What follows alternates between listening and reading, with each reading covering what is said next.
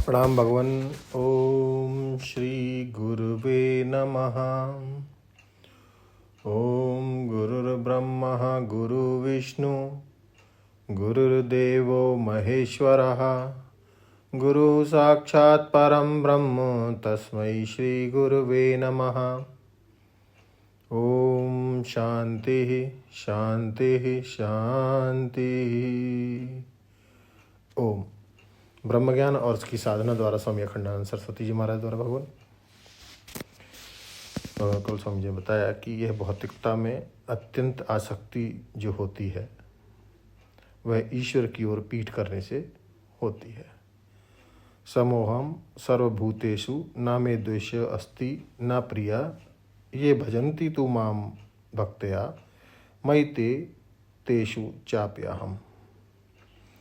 भगवान कहते हैं, बाबा हम किसी से दुश्मनी भी नहीं करते हैं और प्यार पक्षपात भी नहीं करते हैं, परंतु जो प्रेम से हमारी सेवा करते हैं वे मुझ में हैं और मैं उनमें हूँ। बोले अपने भक्त के प्रति तो हम पक्षपाती भी हैं। अच्छा, तो अनुमंता च, अनुमति शब्द का अर्थ यह भी है कि मति बुद्धि जिधर हो चलती है तो भगवान तो उसमें बैठे ही रहते हैं। कहते कि अच्छा बेटा हो आओ, जरा इधर का तमाशा भी देखाओ। अगर ईश्वर को अपने मन के अनुसार चलाना पड़े तो ईश्वर भी विक्षिप्त हो जाएगा।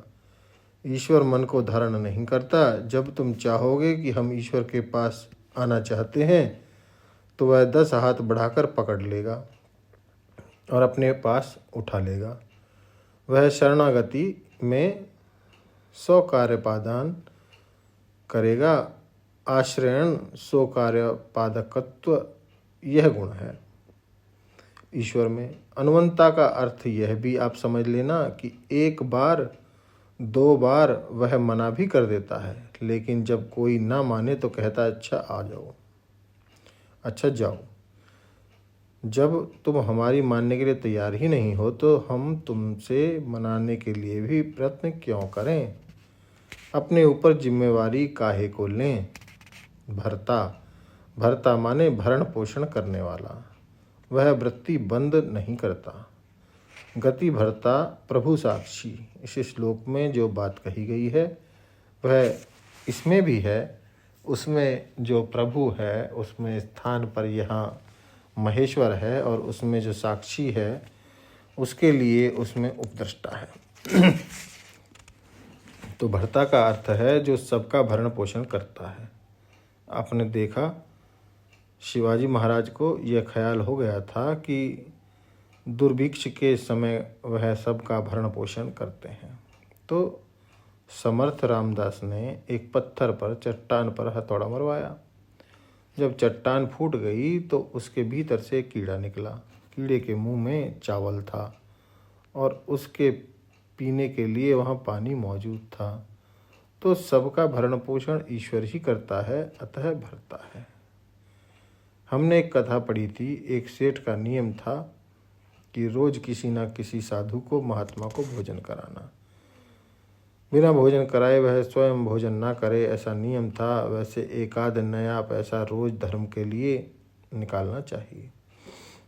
4 दाने निकालो, 4 नया पैसा निकालो, कुछ ना कुछ रोज देना चाहिए। श्रुति में लिखा है कि इससे बढ़कर और कोई धर्म नहीं है। श्रद्धया देयम अश्रद्धया देयम या देयम भिया देयम संविदा देयम। शर्म से दो, समझदारी से दो, भय से दो, श्रद्धा से दो, अश्रद्धा से दो, कैसे भी कुछ ना कुछ मनुष्य को देना जरूर चाहिए।